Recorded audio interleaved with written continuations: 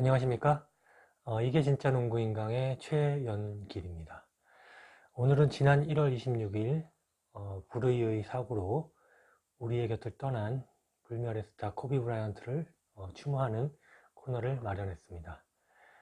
코비 브라이언트에 대한 이력, 프로필 이런 것은 오늘 생략을 하겠습니다. 워낙 더 잘 알려져 있기 때문이죠.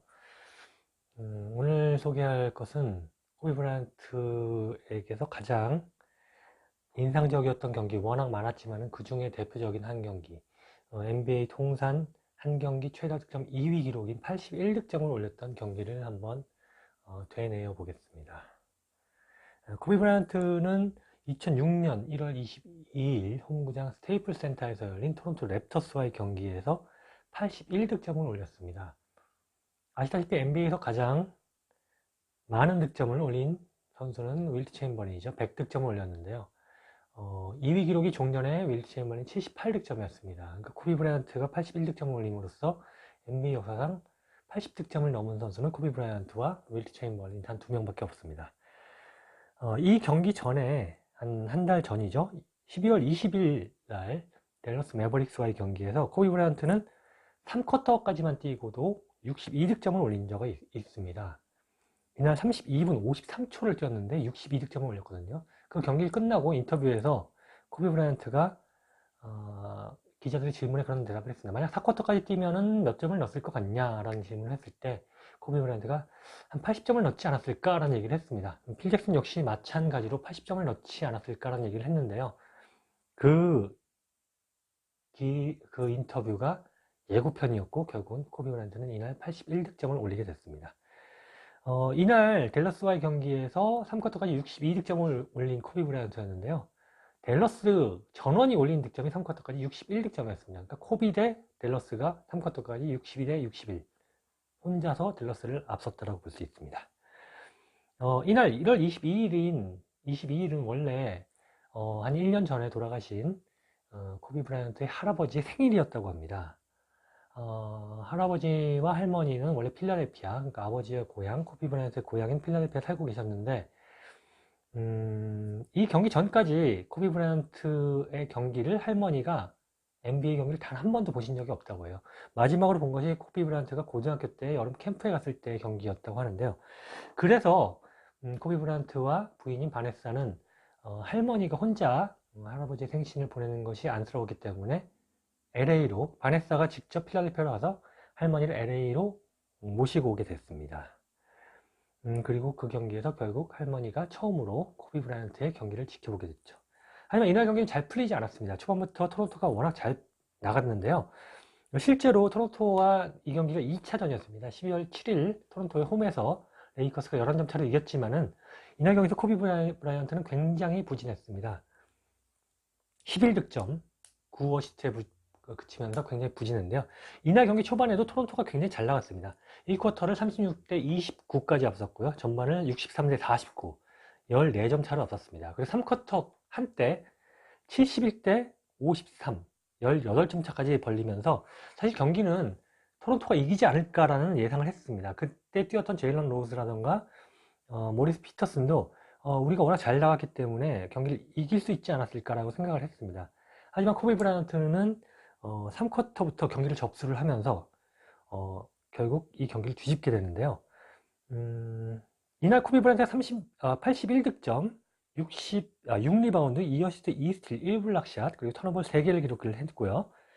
41분 56초를 뛰었습니다. 그러면서 81득점을 올린 거죠. 정말 대단한 게 후반에만 55득점을 쓸어 담았고요. 자유투를 20개나 얻어서 18개를 넣고 3점슛 13개를 던져서 7개를 넣습니다. 야투 46개나 던져서 28개를 넣고요. 반면에 다른 동료들 중에 10득점 이상 올린 게 스무시 파커 13득점, 크리스 밈이 12득점에 그쳤습니다.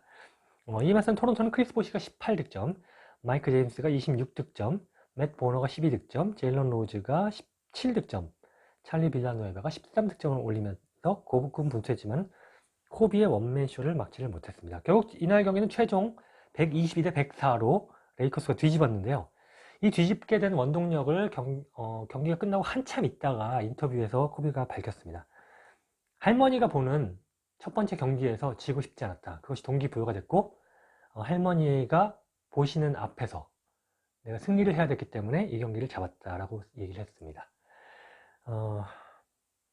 그 정도로 코비 브라이언트는 동기부여를 잘 하는 선수였습니다. 어떤 원인을 찾아내서라도 동기부여를 하고 그것을 이끌어 나가면서 승리를 챙기는 선수였는데요.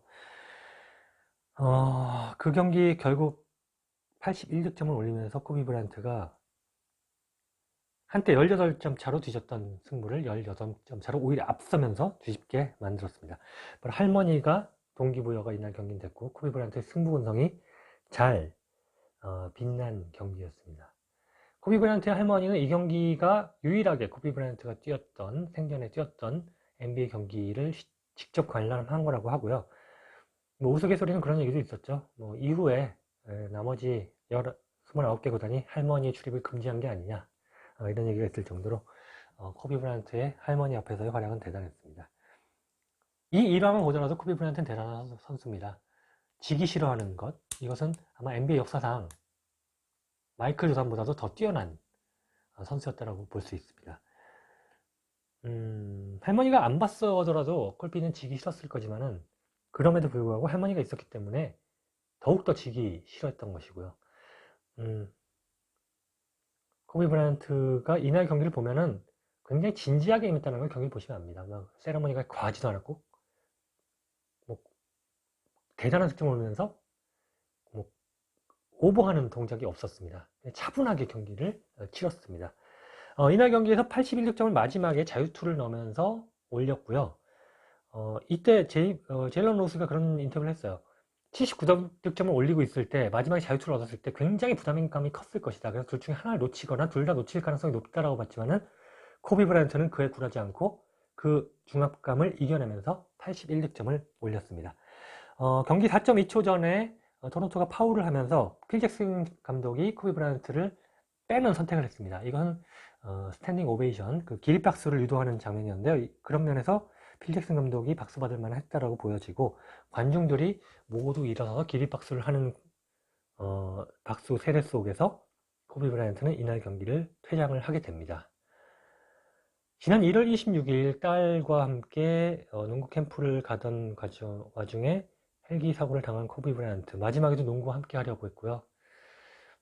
그의 열정은 여전히 많은 농구 팬들에게 가슴속에 남아있을 것입니다. 코비 브라이언트는 이제 이 세상에는 없지만 그가 남긴 위대한 업적은 영원히 농구 팬들의 가슴속에 남게 될 것이라고 믿어 의심치 않습니다.